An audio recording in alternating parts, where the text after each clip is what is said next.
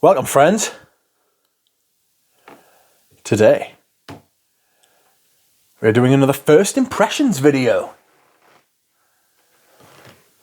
Marvelous. And today we are continuing on with our Etat Libre d'Orange sample set. It's kind of cool. So far, it's been pretty even-handed. There's some that I've just discarded almost straight away. Like the Tilda Swinton fragrance. I forget what it was called. Like this? Maybe. I don't know. I've said that. I'm not sure. Pardon me. So I'm not entirely sure if any have been like, you know, where you get that instant smell and you think to yourself, wow, I'm definitely going to purchase that. I don't care what happens. None of them have been like that so far, but there's been a few I've been really, really surprised by. Jasmine a Cigarette, Le Fin du Mont, Fat Electrician. I haven't been necessarily surprised by that because I've smelled it like a couple of times before, but I really liked it, you know. So I'm definitely got some I'm going to try on skin and like finish the sample of. So anyhow, today we are going to start these 4 new samples. And they are Tom of Finland, Exit the King, The Ghost in the Shell, and Une Amourette. And I have got to be honest, I have tried Une Amourette a couple of times before, and it's not bad. The patchouli is really nice. But,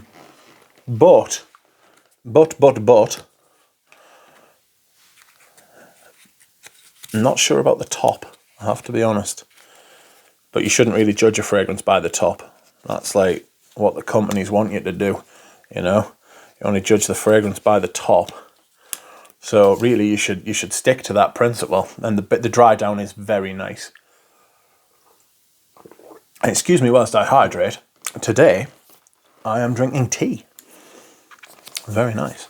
Anyway, first up, we have Tom of Finland. And Tom of Finland is a leather fragrance, if I remember correctly. And I do remember correctly, because I've just pulled up the notes. So, it was released in 2007, and it was made by my friend and yours, Antoine Lee. So, here we go. Let's have a look, shall we?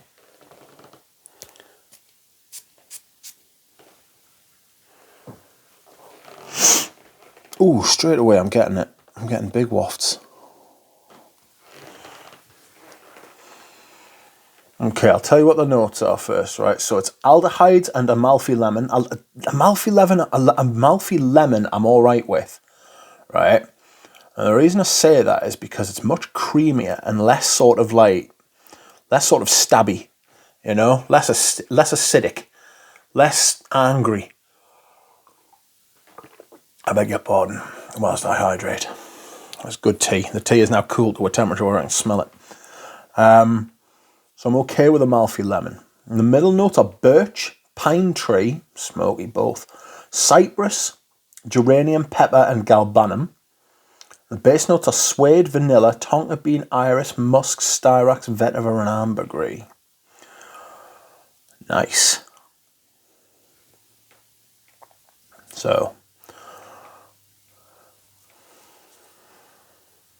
first I'm getting this kind of vanillic sort of suede, but I'm also getting this, I don't want to say Tuscan leather type of vibe, but like this, do you know, this like kind of like really like fresh leather, but very treated leather. You know that sort of what people say is like the cocaine note in Tuscan leather, chemically. But I think it's aldehydes. And I think it's the aldehydes mixing with like the suede sort of thing, and birch, of course, birch. But it's immediately like that sort of died off a bit. and the aldehydes are giving this sort of freshness a bit more now, but the birch, suede, vanilla. I got the pepper at first as well, but the pepper sort of died down a bit too.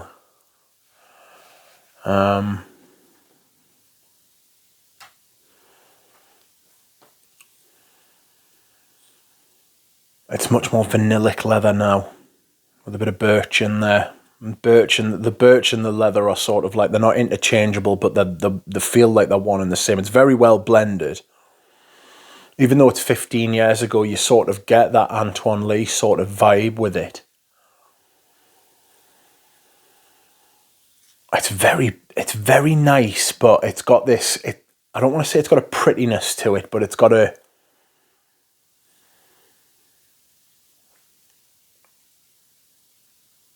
this, yeah, it's very vanillic, creamy a little bit, tonka bean, maybe the iris as well, because it's got iris in it, hasn't it? Yeah, definitely the iris. As soon as I said that, I knew it's got the iris. I smell the iris straight away. This has got, if you've ever smelled MX by Eris, it's got that sort of vanilla iris cocoa pod sweetness. It's nice, it's very nice, but I can't help feeling that it smells a bit like some of his later creations, which I think are better. Excuse me whilst I hydrate. So, I like it. It's very nice. Now, Exit the King. Let's have a look, shall we? What do you smell like? Oh, sorry about that.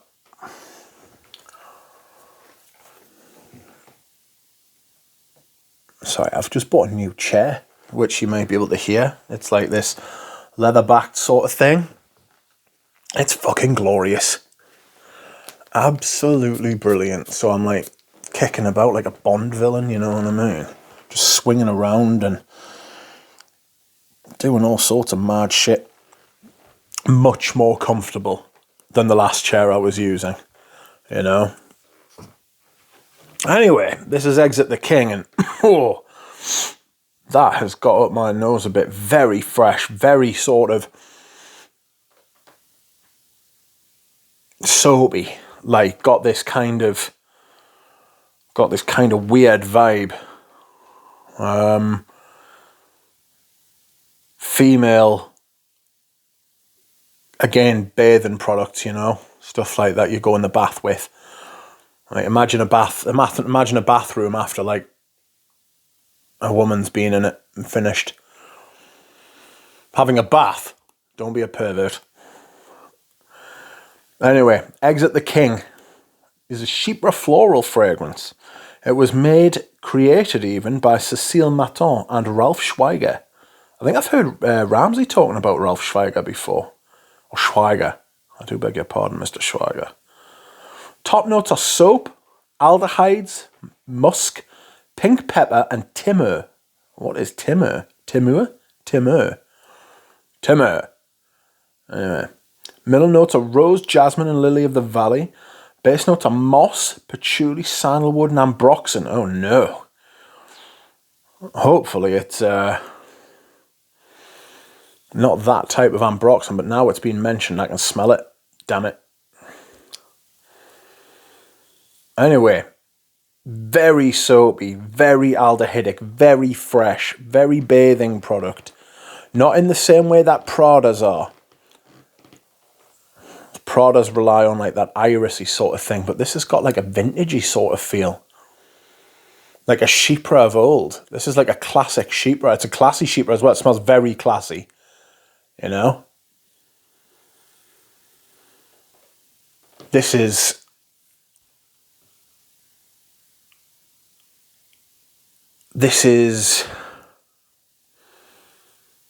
very classic in its smell. It's a little bit floral, but I wouldn't say that rose, jasmine, or lily of the valley stand out. You know, it's very well blended. It's not something I would wear. There's something in this. It might be the jasmine. It might even be the floral. Yeah, it might be the florals. But none of the florals stand out from each other. They're like blended in like an accord. And it smells very nice. It really is. It's very nice.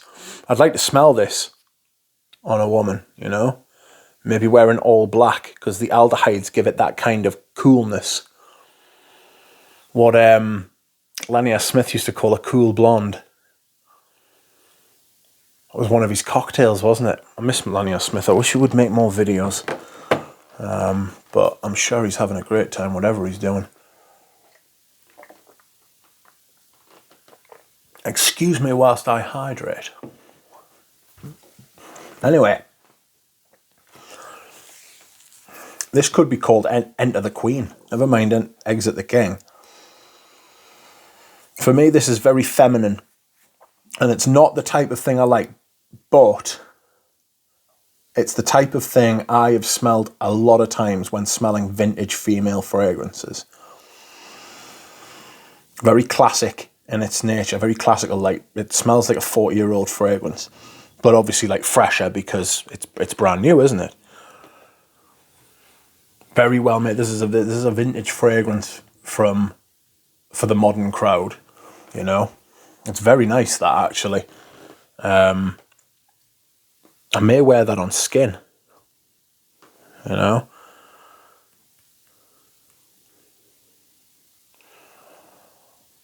So I'm keeping a list, don't worry, of the ones I want to wear on skin. Next is the Ghost in the Shell. Now, I remember hearing about this. I think this is a fairly recent release. Like last year or something like that. The year is 2022, by the way, if you're watching this in the future. Excuse me as I hydrate. And I have finished my tea, you will be pleased to learn. And how nice it was. I'll put you on the floor. Don't worry though, I've still got some water. Ye trusty old water. Anyway, Ghost in the Shell. It doesn't credit a perfumer, apparently. So that's a shame. But it is released in 2021. Aha. That would make a lot of sense. This is Ghost in the Shell. I've got some honors there. These have all been quite, I don't want to say medicinal, but clean and fresh. Even Tom of Finland was a bit clean and fresh. Had that aldehydes. So, this was released in 2021. No perfumer, unfortunately. And the top notes are aquil, hexyl acetate and yuzu. Middle notes are milk, skin, mugain and jasmine. The base notes are ambroxan, vinyl guaiacol and moss. So they've gone down the chemical route here, telling people what they've like hexyl acetate, ambroxan, vinyl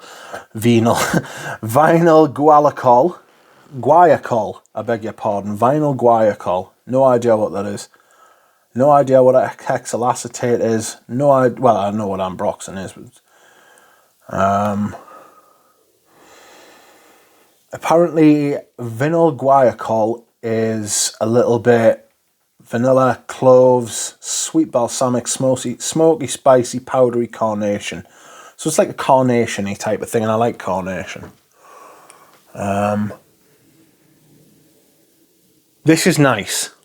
This is nice. I get the milk, I get the creaminess of the milk, I get the skin, would you believe? There's a little bit fucking Ed Gein-ish. I get the yuzu. I don't know what aqual is, but apparently it smells like ice or water. natural and synthetic, popular and weird. That seems to be like the whole thing about perfume at the minute, making everything popular but a bit strange, because everybody's different, you know? Jesus.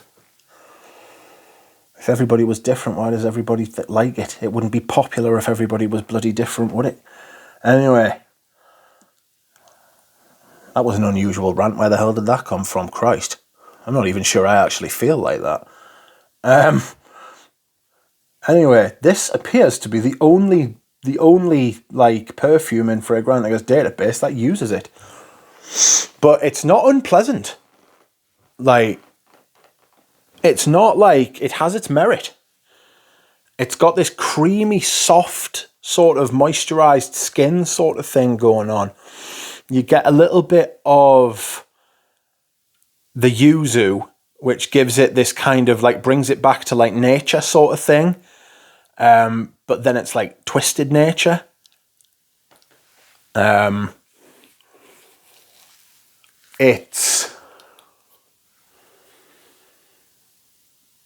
Imagine dropping a lemon in your milk.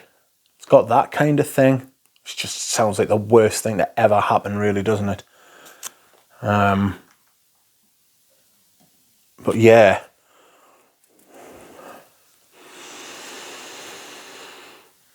It's fresh, it's pleasant, it's very nice. I imagine this would dry down. It is drying down already very nicely, this. Maybe I will try this on skin as well. You know, it's got a kind of, it doesn't smell like it, but it's got a Ganymede sort of vibe to it. You know, that little bit off-piste kind of weirdness, strangeness. It's got that going on. Interesting perfume though. It's fresh. It's very fresh. That's the thing to take away from it. It's fresh and clean, but not in a vintage sort of way. These two fragrances, Exit the King and the Ghost in the Shell, they're maybe next to each other, but they're miles apart. Miles apart. In like their, do I want to call it a narrative? I'm not sure I do. They're miles apart in their kind of, well, they're heading in opposite directions in time, in space, and in smell, you know? So, I'd highly recommend the sample set to you. I really do. 42 quid. I paid for it a couple of months ago. Absolute bargain, like, you know? I thought the Zoologist sample set was good value, and that was like 100 quid, like. And you get almost the same amount of samples, and I know he's released more fragrances recently. But, sample sets are the way forward. Anyhow, let's have a look. I'm spelling Amourette with a Q. Don't do that. Une Amourette.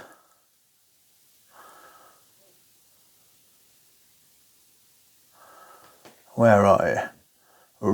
Roland Mouret. Oh yeah, sprayed first time. You can tell I've sprayed this before. Right. So the top of this, I'm not hugely interested in. I'm not huge on. Right. Claims to have oud in it. Not sure about that. I think it's more patchouli. Let's see. It was Daniela Andrier, who used to be Daniela Roche.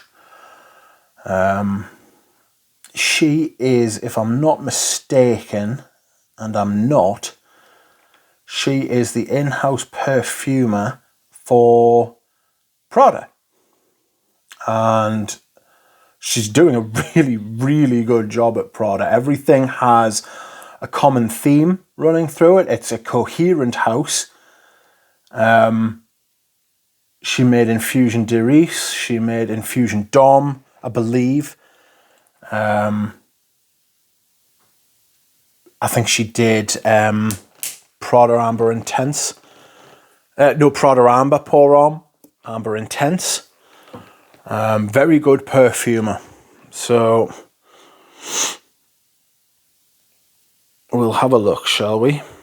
Doesn't have that many notes in it though, according to her.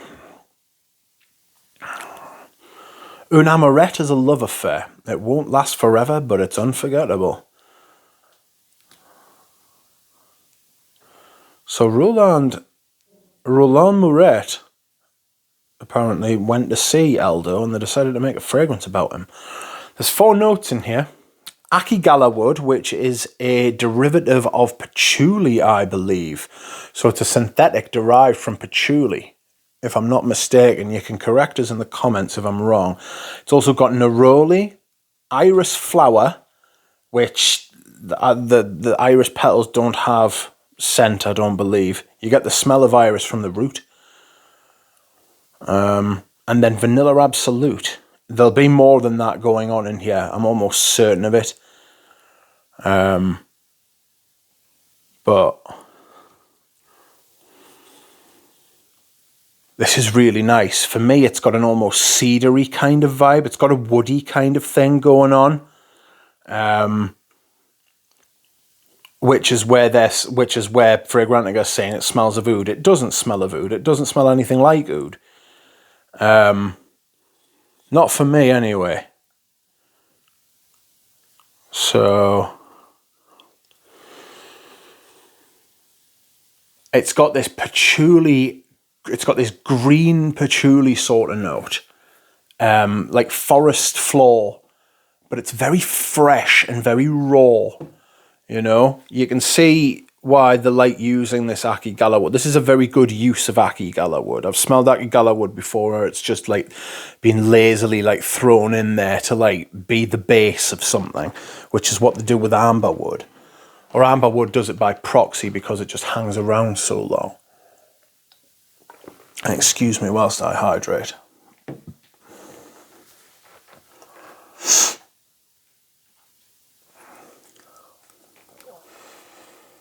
This is very different from what Daniela Andrea makes for Prada, which is a good sign that she's not just like stuck in like an iris ditch. Do you know what I mean? And she can't get out.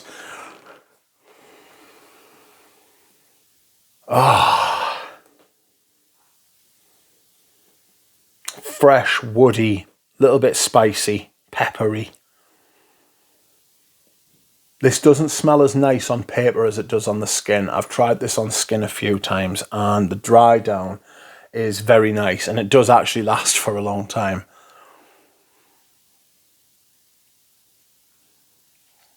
Lovely though. Woody, fresh cut wood. You know when you cut like a piece of wood? Like, this is how it smells, you know?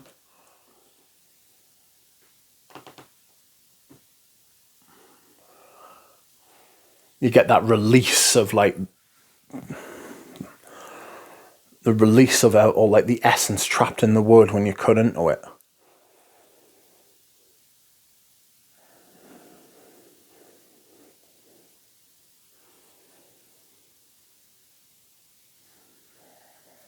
It's good stuff.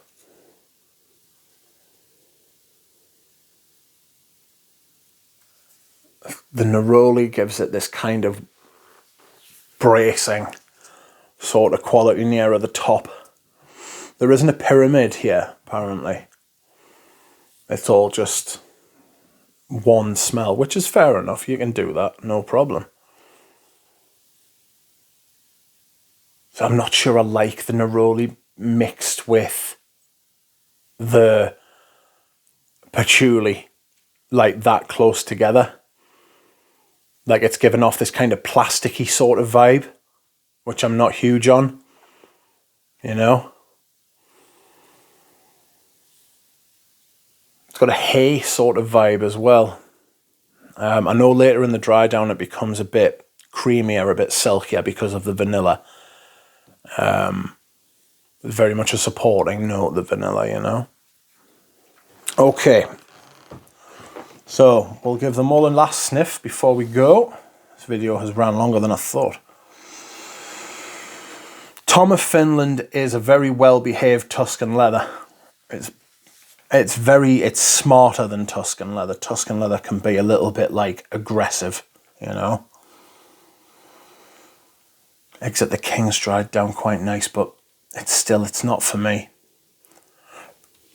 In the same way I don't like old granny sheepras, which is strange. You would think I would, but I don't.